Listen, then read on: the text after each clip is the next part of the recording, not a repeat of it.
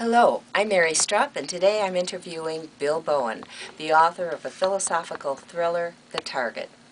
Bill, would you please give our audience a little bit about the Target, the plot, without giving it all away? Well, the story begins with a dirty bomb going off at Union Station in Chicago and progresses from there to a group of Americans developing their own plot to put off a nuclear weapon in the Middle East. The story is less about the what and more about the how and the why. And I use three main characters to investigate different perspectives on what they might do and why they do it. The first is Mike Curran, who's a typical Midwest person. His dad is a cop from the south side of Chicago. He goes to Notre Dame. He is a lieutenant in the Army in Iraq, and he comes back and is a stockbroker in LaSalle Street. So Mike there were 10,000 Mikes in Chicago, and that's really the point of it. The second is Aisha al-Rashid, who's an Arab woman living in the south side of Chicago. Aisha's a little bit on how she comes about. I have a daughter who went to Georgetown Foreign Service School, University of Chicago, and Harvard, has a PhD in Islam. Because of our daughter, we've traveled in Turkey, lived in Egypt, met a lot of her friends. And as I was researching the book, I would have a question about how Muslims would think about this or that, and Sarah would tell me that I should read this person or I should read that person. So I'm not an expert on Islam, but I think I've got a perspective that's a lot better developed than most people. So Aisha's the second. The third is a character I call Barbara from Berkeley, who's a Maureen Dowd kind of snarky liberal columnist. And she writes a weekly blog on events as they unfold in the book that are kind of from a intellectual left point of view as they happen. So the book is really not political per se, maybe political, but it's not partisan.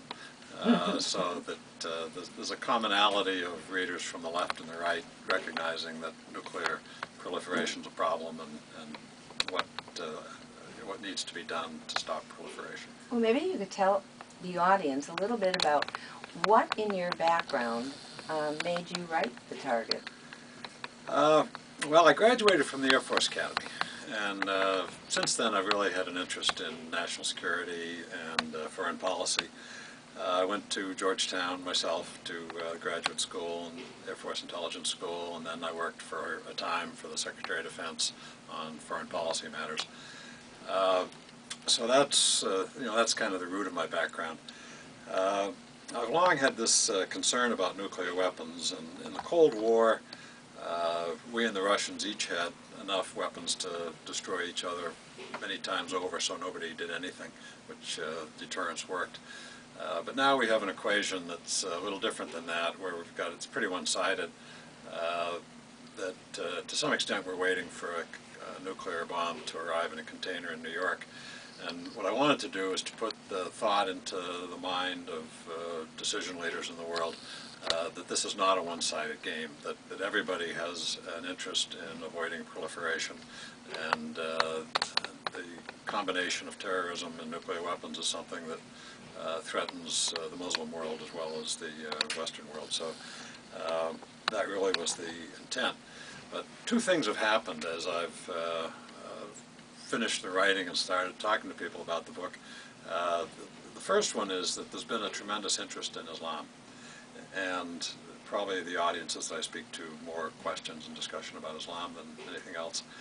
And I think there are probably 15 things in the book that are little information pieces about Islam, and I think we need, as a country, to have thousands of conversations and learn about Islam. So the book winds up having that objective and serving that purpose. The other is a little more gratifying, I guess.